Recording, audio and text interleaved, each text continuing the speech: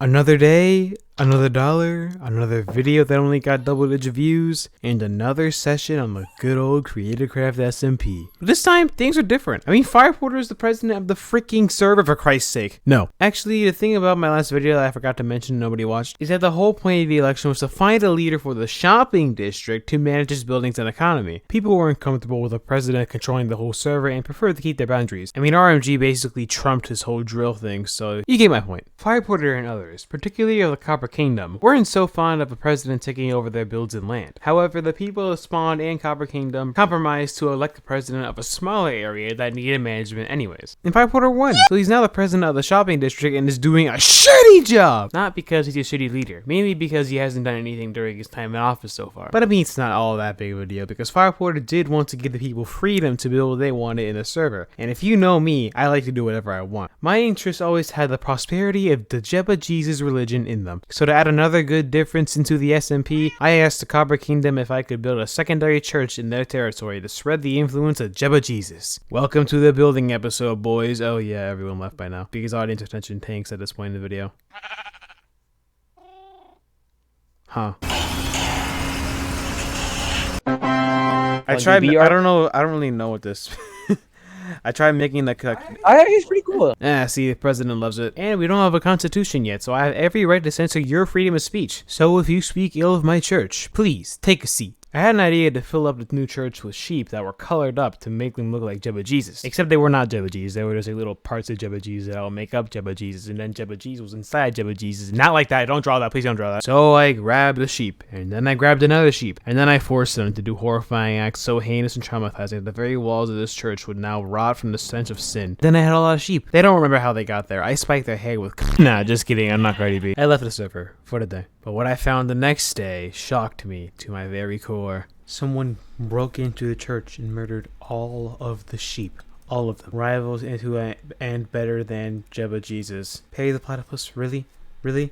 Could have been a little bit more creative, dog. I was consumed with emotion. I was pissed off. And I did what any angry internet user would do. And complained about my misfortune while threatening everybody with unreasonable harm. Now, of course I knew who did this. And the who that did this was not heard by Horton. Nor will they be heard by the ears of God. That who was who? I don't know who did it actually. Yeah, as I was thinking of this part of the video, I hoped that the one who killed the sheep would respond to my Discord message, but I never got a response and now here I am. I have no idea who killed the sheep, but I did find a hidden chest beneath the platypus statue. And the reason you're not seeing that right now is because as I was in Discord messaging the boys about my sheep, I also decided to put my OBS settings to get better quality recording, which turned out to turn off the recording, and I read the book beneath the statue, and then I burned the statue and the book, and I didn't record it. So now I look like a lunatic who's essentially deriving this new information from memory. But what new information, you ask? Why, the book beneath the statue had the truth. However, since I burnt the book before I could actually record it, I can't tell you exactly what it said, because I have the memory of a goldfish. What this John Wick 007 motherfucker is saying is that Jeb-A-Jesus isn't a divine sheep brought down to us by himself, but rather the avatar of a divine force that manifests when a sheep is combined with a specific name tag. And that avatar can be replaced with any sheep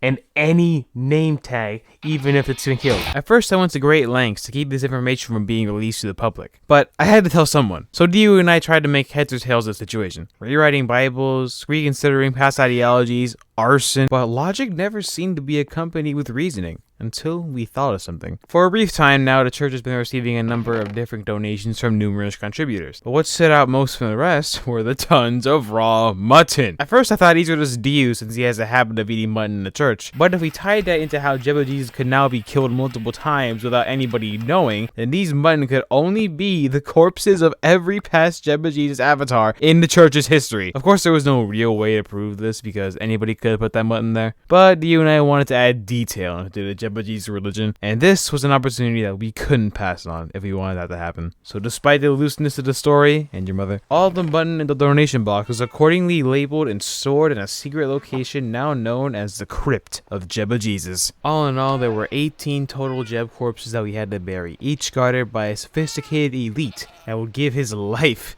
to protect these corpses. Oh god, why is he so small? Although the truth of the history of Jeb-A-Jesus may not be the most accurate, it's still a great development to further our church's plan to spread the faith of Jeb-A-Jesus to the whole of Creatorcraft.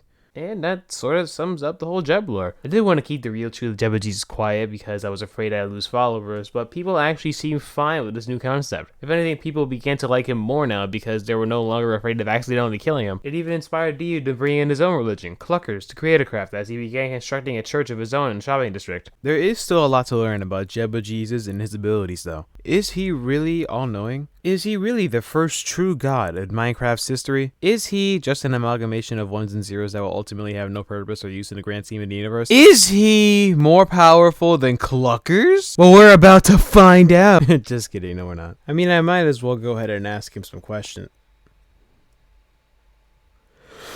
Oh yeah, that's why we built that cheap farm. I don't have a lead though, so I'll put them up later. Anyways, guys, please like and subscribe. This video took a long time, even though it only is like 6 minutes long. I mean, the first YouTuber that ever made a Minecraft Pantheon, so like, come on, you gotta subscribe for that. Stop being mad. Anyways, praise Jeb-A-Jesus.